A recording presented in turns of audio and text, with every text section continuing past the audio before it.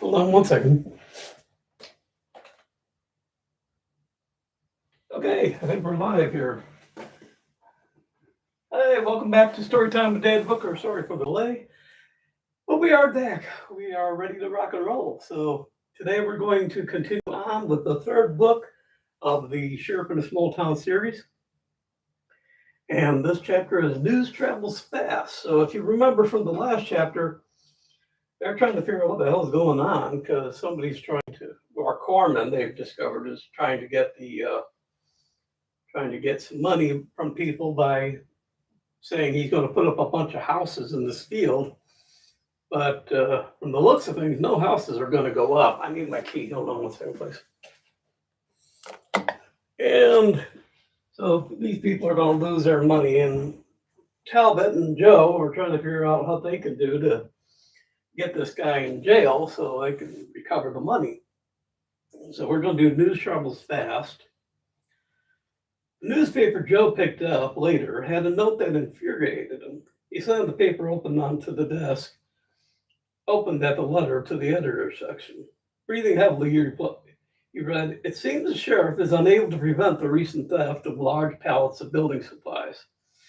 Fact word has it that other than a preliminary check of the site, he hasn't set foot anywhere near Homestead Acres or attempted to find out how these items have been stolen. Makes one wonder if he isn't getting some kickback from the thefts.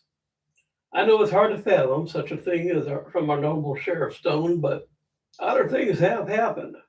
Hopefully he gets his head out and gets the job done. Those who have invested heavily in this project can ill afford the losses. The more expense that it is put out in repurchasing means less for those who have invested their hard-earned monies." He ran his hand through his hair and sat heavily.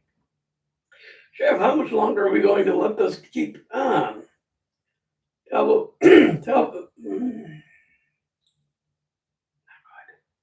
Talbot was rereading the letter and grinning. He pointed to a section. "Joe, if you read this again, it shows the letter writer is not from here, or not in town, and has no clue Rocky's gone."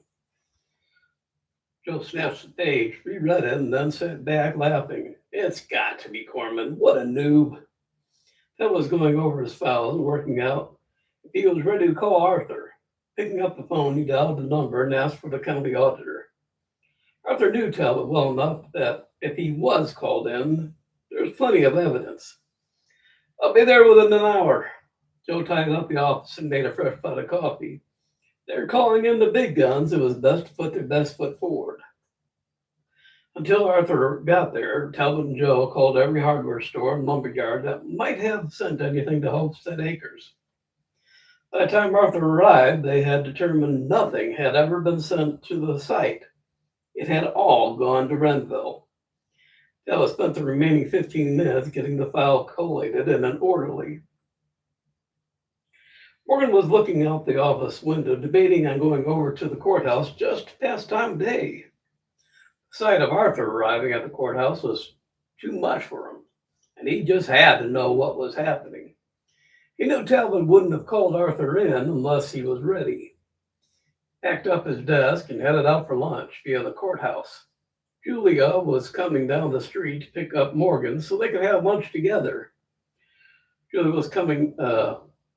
Suddenly, she saw several important things all at once. Morgan was emerging from the civic building with eagerness in his eyes.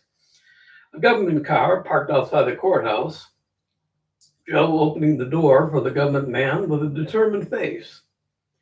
Putting the pieces together rapidly, she picked up her speed and captured Morgan halfway across the street and firmly guided him towards the diner. Arthur heard the screech of tires and saw Morgan's back headed away up the street, with an attractive brunette leading him away. He also was able to connect the dots to know Morgan's new wife was saving him from himself and getting involved. He walked into the courthouse grinning. Arthur sat opposite Talbot and was handed the file. He rifled through it, making sounds that said he was impressed at every page. "You really have it together. This is a clear case of attempted fraud. I wonder how he paid for the property." As if on cue, Con Matthews, who had sold the property, came in waving a sheet of paper. Sheriff, I got me a promissory note from the feller who bought my property. Can't locate the bugger and to get my money. And I don't know what the hell to do. Arthur Johnny took the shaking paper from the man's hand. Hell, this isn't a formal one. It's never been notarized or anything. Looks like someone just typed out a letter and handed it to you. Did you give him anything in return? Yeah, I gave him a title for the acreage. Arthur took the phone and asked the home office some questions and for the title to be faxed to the courthouse. When he hung up, he was grinning widely. Turning to the farmer, he casually asked, "How many acres is that tract?" It should have been about 5 acres. He felt that it should be been more than enough for 10 homes, plenty of land for each. I like the idea of plenty of garden space, not like these places in Acton, where they don't have enough room to grow a single cabbage. What's a joke? You're acting like something's funny. The fact shuddered awake and spat out a copy of the title. Take a look at the title. Well, dang, I only sold a 50th of an acre. Must have written fast and messed up big time. Surprised he took it and didn't complain when he took the paper into the city. That works out to about 900 square feet, about the size of that trailer they got out there. In fact, according to the map they added, it sits right directly on the plot that the title gives him. He hasn't finalized anything, and since he gave you a fake promissory note, land's still yours.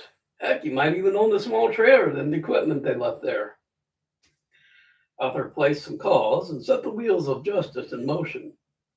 Prosecutor determined they had sufficient evidence to bring charges.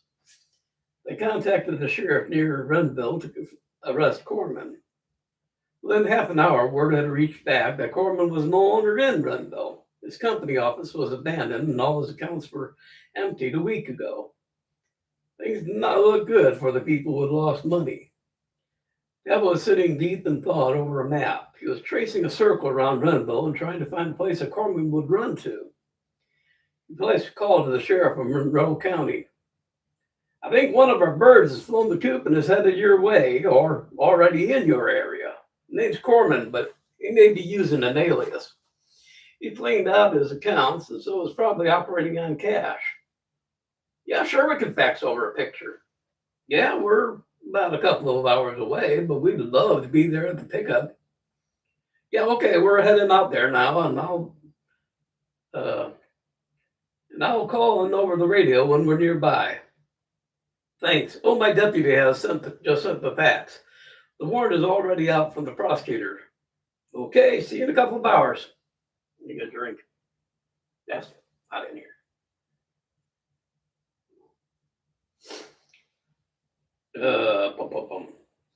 After setting the fax, Joe and Arthur were waiting in the squad car. Joe had the siren on and the pedal to the metal. Talbot had to tell him sternly to slow down. The sheriff won't let such a fine, upstanding criminal slip through his fingers. Corman's there. He's as good as jailed. Seeing the back seat, Arthur was looking at the map. Well, what makes you think he's headed or is already in this area? Talbot twisted in his seat to look back. Hell, he'd rather be a big fish in a small pond. His ego is such that he's got to be the big man. He's got a satchel full of cash and he's got to go somewhere small to start again. He's figuring on us assuming he left the area, but he hasn't gotten his revenge yet. That means he wants to stay in the earshot of what he started. Rocky did a psych profile on Corman after his arrest. I've got to say, he put a heck of a lot of thought into it. That's what I'm using for this hunch. Joe contacted Sheriff Newsom as soon as they hit the border of town. We're just hitting town. Where would you like to meet up? The courthouse? There was a crackle over the radio. Nah, head up Main Street until you get to the Holly Hot Cafe. I've got a booth for us. Talbot was incredulous. What the hell was going on? He's supposed to be looking out for a criminal, and he's going to wait for us in the diner? Arthur shrugged. I don't know the sheriff personally, but he's got a decent reputation, so let's give him the benefit of the doubt. All right, if you say so, but we're going to look damn stupid if Corman escapes. When they arrived at the Holly Hot Cafe, they were enthusiastically welcomed by Sheriff Newsom.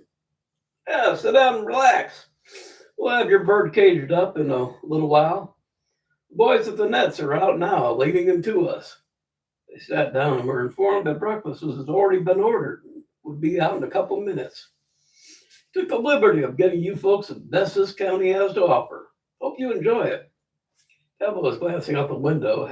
Beads of perspiration began to develop on his forehead. Newsom tapped him on the arm. Sheriff Talbot, I know you from your reputation. You handled the case in Pickaway County very professionally. They're still rebuilding the talk about you a lot. My reputation hasn't been broadcast as wide as yours, but yours and Sheriff Stone's, but I got to ask you to trust me. Corman won't be escaping. You have my word. Talbot shook his hand and asked what he was doing. You said something about your boys with the nets out? Sheriff Newsom chuckled. You talked about Corman as if he was a pet parrot. That kind of amused me, so I thought I carried the analogy as far as I could. I have a few of my men I use when I need help in hand with pictures. They started on the outskirts and are working their way to where we are. We know Corman left home early today and was out looking at properties for sale. We're making no secret we're looking for him, and the boys are making a big show of handing out flyers with this picture and asking around. No matter how he's trying to duck and weave, we've got eyes on all the time. The radio. Try that again. The radio by the sheriff's side crackled into life. Bloodhound 5 to Hunter 1. Subject is entering mainstream and is dodging into shops. We're right in after him, and he skips out right away. Expect him to be at your location in T+10. Sheriff Newsom made a note in his notebook and rubbed his hand as the food arrived. Steak, home fries, eggs, fried mushrooms, and coffee filled the table. Knowing they had 10 minutes to eat, they ate without talking, but still slow enough to enjoy the fine meal. Finishing first, Talbot was again looking out the window. In the distance, he could see the bloodhounds on the trail making a show of asking people if they had seen the man in the picture.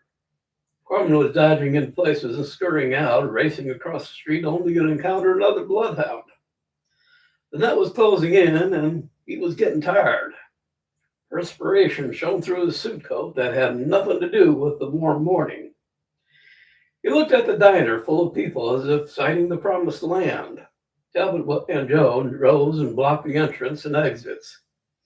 When Corman came in and saw Talbot waiting by the cash register, he dropped onto the bench and held out his hands to receive the cuffs.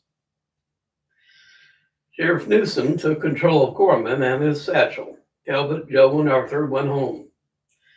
Talbot had Joe type up the name, address, and amount from everyone who had invested in Homestead Acres. A few new latecomers tried to add their names to the list with large sums having been invested, but they lacked any paperwork and were sent on their way. Word seemed to get around fast when money was concerned. Arthur took everything that Talbot and Joe had pieced together and went to the prosecutor to prepare their case. Rocky got wind of what was happening, probably through Morgan, who only knew a little, but had pieced together enough from the paper's reports to guess a lot more than what was printed. Rocky congratulated Talbot and Joe on a first-rate handling of the case and told him to expect to see a new plaque at the Historical Society.